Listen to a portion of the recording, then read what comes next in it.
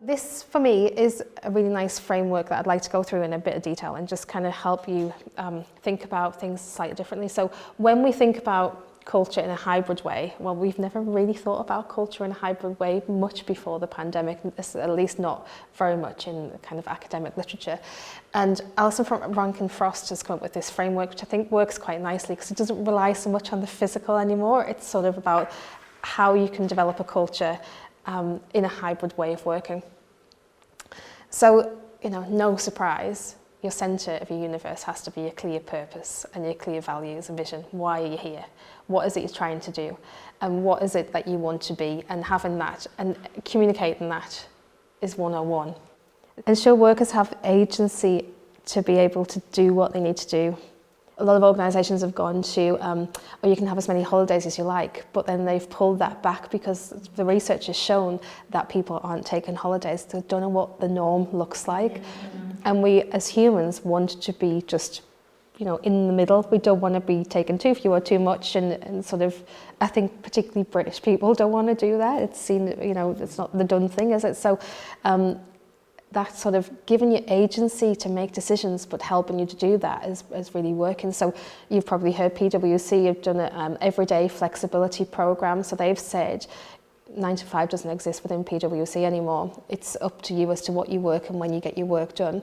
And if you choose, if you can get your work done in the morning and you're really effective in the morning, work from 7 till 12, take a couple of hours off, go and do whatever you need to do, and then do it when you feel like you can, or you work across 7 days, or you do it when it suits you. The next thing is psychological safety. So this is about that feeling that you can say, I'm working from home today, or I've got a problem with the way that you're working or the way that we are doing something, and having that ability to be able to raise issues and do it in a way that there's going to be no kickback personally to you. Google did a research recently, I think last year, this thing called Project Aristotle, where they looked at what makes the perfect team. I love how Google come up with these projects, but what makes the perfect team? What's the secret sauce? And they couldn't find anything, and so they went back to the drawing board, and what they discovered was this intangible notion of psychological safety. Having that feeling that the people in your team have your back and you've got theirs and you're going to support each other is the most important thing, so that you can be whoever you want to be, you can fail fast, you can try new ways of working, you can think about things differently, and you've got the safety net there. And that has actually made, when they've discovered this sort of notion of psychological safety, they've helped create the most intelligent and most successful Google teams that they've ever had. So there's something in that. So diversity and inclusion, I think, we all know that's a must. It's not even a conversation anymore. I think the thing to think about with diversity and inclusion now is the inclusion part. The tech sector hasn't been particularly diverse, and now it is trying to be more diverse because it's becoming more inclusive. How do you make the world of work, hybrid way of working, inclusive for everyone who wants to do it? So for those people who thrive being in the office, that 9 till 5, how's that accommodated for them? Do they have their own desk? Some people like to have their own desk. They don't like hot desking. It freaks them out. Fair enough. Are we thinking about that? Are we thinking about the neurodivergent people who prefer to stay at home, or the mums or the parents who would prefer to go and pick up the kids, and all the carers, everything in between? Are we thinking about that? I think when we're designing our hybrid work environments. When we think about the next thing about turning up as our authentic selves, that's, not putting your makeup on and putting the camera on anyway, and sort of having, how many people's houses have you been in the last 2 years, virtually, and having that, being able to sit on a conference call and look at somebody's house and comment on their artwork, or meet their dog, or see one of their kids, and I think that's really helped us all. It's helped us all in so many ways in that connection piece, but just understanding that we're all humans and we're all it's leveled the playing field. That power dynamic has changed massively. Facilitate opportunities for connection between people. So this is a nice quote that a neuroscientist came across, Hilary Scarlett, said, "It's clear that our brains are wired to connect with people. We seek out others and we feel pain when we are separated or rejected." That certainly resonated with me. I felt pain to not be physically connected to people during lockdown, to the point, I mean, yesterday I was talking before, I went and sought out a co-working space because I work from home, and I just needed energy. I just knew I did. I didn't really know what it was I needed. I needed to sort of see other people and maybe, you know, be in close proximity to others to have that connection. That's something that we need to be thinking about. It's a real thing. I mean, the amygdala in our brains is wired for us to work in groups, to work in packs, to support each other, and we can't turn that off. So we still have that sort of primal need to be connected. And then this notion of resilience at a personal and at an organisational level. I mean, how resilient can we be? We've been pretty resilient over the past couple of years, and it's tough, but it's something that you need to sort of think about, you know, the logistical response to the resilience. So what is the tool or technology that you're going to use to be able to connect each other? And then what's the emotional impact of, you know, what does that mean for emotions around resilience, and how do you support yourself and your team to be more resilient? A lot to think about in that framework, but I think that's a really nice way of looking at how culture can be developed in a hybrid way, and all of the different facets that we need to consider when we're doing that. So this is just another model that I use quite a bit, a model by the culture guy, who's another local consultant, but looks at really how you build culture. And I wanted to show you this because if you look at this sort of pie chart, there's a good third that's about communication and how we speak to each other and how we listen and learn from one another. And I think that just shows the value and the importance that we need to put on communication when we're thinking about culture. We need to get some of the tools and the resources right. So the policies are obviously important. They underpin all of this, the environment in which we're working or doing business, how we reward and recognise people. They sort of the harder parts, but this, I hate this phrase, the softer side, if you like, is that important. You know, it's taken up a significant amount there, and even to the relationships could, you know, arguably be in that communication space as well. So it's arguably half of what we need to be thinking about there. But another nice little tool just to kind of think about how you frame culture, and in that centre, the nucleus of any culture is what you all talked about before. It's having that strong vision, that strong values and strong purpose, understanding why you're there doing what you're doing. So how can we communicate culture? You know, if we haven't got a physical environment in which people walk through, they can't smell, they can't see, they can't touch, that we haven't got those sort of natural interactions where you run into each other and, you know, coffee or the water cooler, and you have that just general chit chat. How do we then communicate what our culture actually is? And I think that's, you know, it's been a massive topic of conversation for the past couple of years. Like, how do we get this out there? And it's, you know, you're already doing it. I think we're all already doing it, but there are sort of, it's worthwhile thinking about this purposefully. So what is it we're trying to communicate? What is it actually we're trying to achieve with the communications that we're doing? So what is it we're trying to say or get across? So for me, this is another little tool that I sort of built to just think about this in a way that makes sense. So fundamentally, communication is about building trust, right? It's about helping people believe in either your product, your service, you as a leader, what you're trying to do as a vision. It's about kind of galvanizing people around you. So you're either informing them, you tell them something. So we need everyone to know about your new clause in your policy. And as lawyers, I'm sure they actually read that, which should be a breath of fresh air for most HR professionals. Or you're trying to persuade them. You're trying to persuade them that this is a better way of doing a Christmas party than going into town and you know, doing what they've done before. This is, you know, better for them and for safety and all the rest of it. Or you're trying to gain feedback. You're asking them questions about their onboarding process and you want to understand a bit more about it.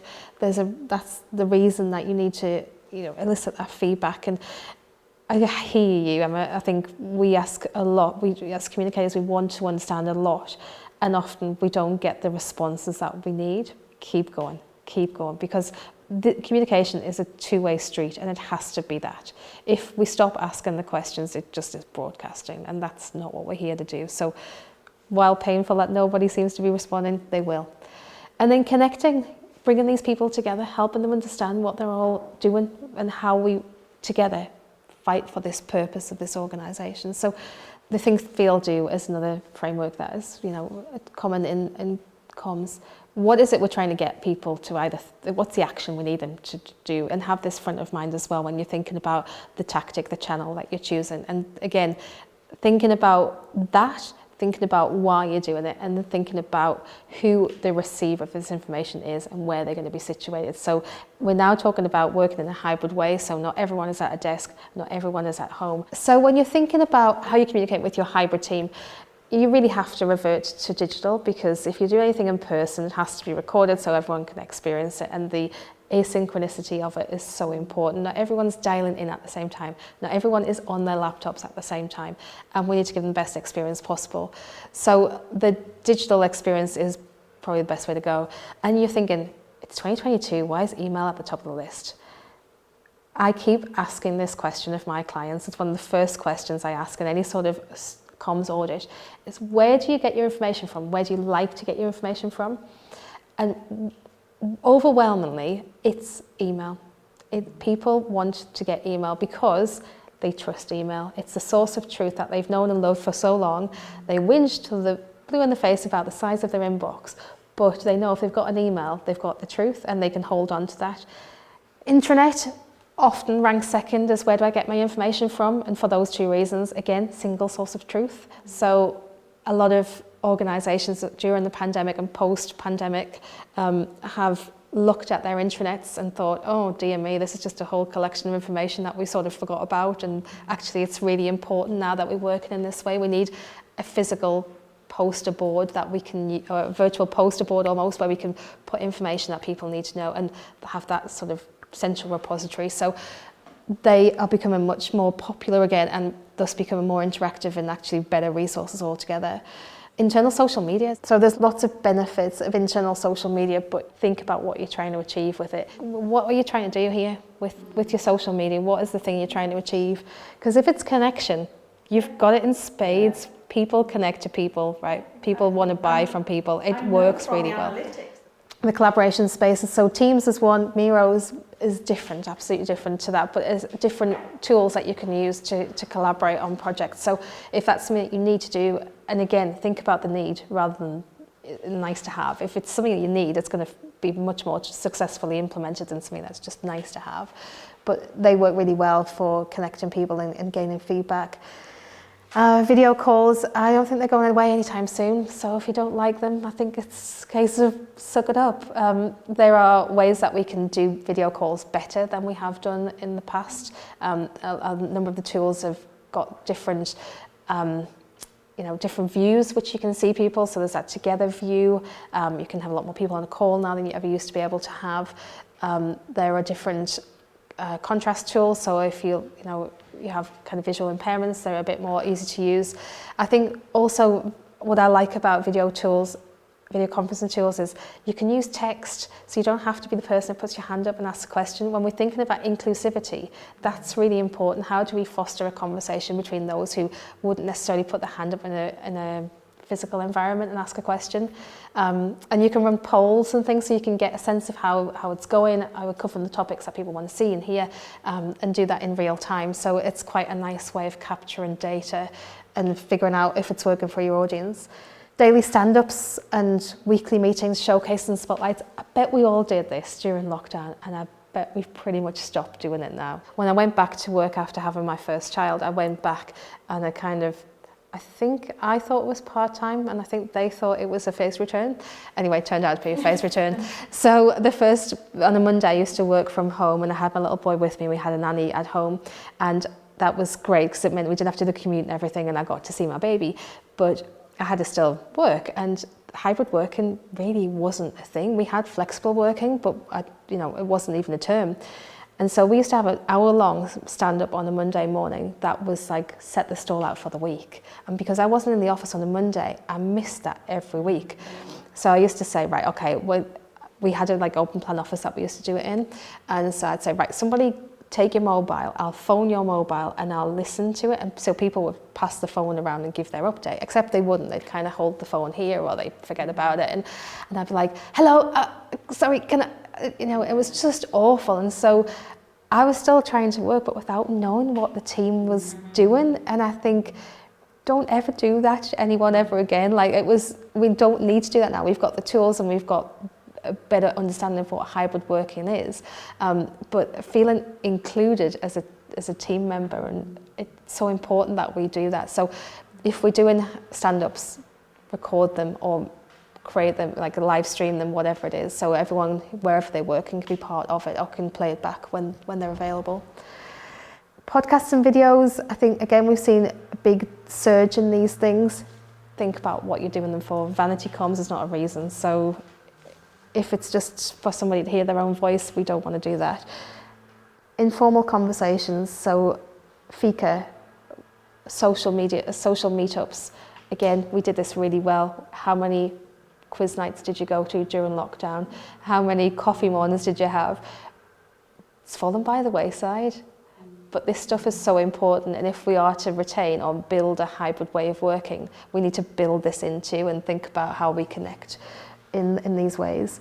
SMS and WhatsApp, again, you'll have an idea of how this works in your organisation, but they have a place, and it may not be as a corporate channel, but it may be as a friendship group or a special interest group or a connection on a particular theme or the Christmas party or whatever it is. They have a purpose. And then listening apps, so there's go on forever about the number of listening apps that are out there. So again, go back to that psychological safety. If people don't feel like they can speak up, or they don't have, they're just not the kind of person that's going to do that, there's some great apps out there that can do this. Runway is great for if I've got a question about an organisation, I can pose that question on Runway, and it uses AI to work out who's best to answer that question in the business. And obviously the culture is that you then get back to that person pretty quickly, and you've got that person that can help you with that issue that you have. Culture Amp, fab way to understand your culture. Really worth having a look at if you're interested in applications and thinking about how you can understand, not just once every 2 years when you do your engagement survey, what the culture is, but on an ongoing basis, how people are feeling, what they're thinking about, where they're working. That's a whistle-stop tour of comms channels that you can use, and there are more, but I think these are probably where I'd start and think about which of those would work for your business. Which brings me on nicely to my last slide, which is all about that, making sure that these tools are inclusive. Does everyone have the tools? Have we given everyone the capability to work in this way? Do they know what they're to be used for? So many times people go, right, just explain me again. SharePoint, email, Teams, Yammer.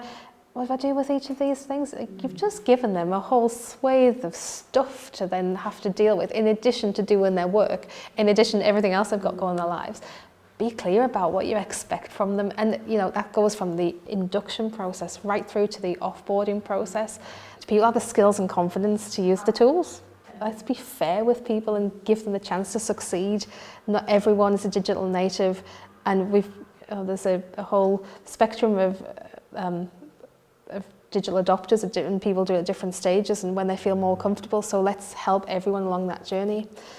Do they have the hardware, so the phone or the computer?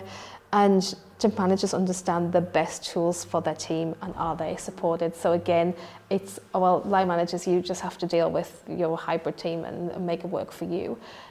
Again, support them to do that, give them the tools, techniques,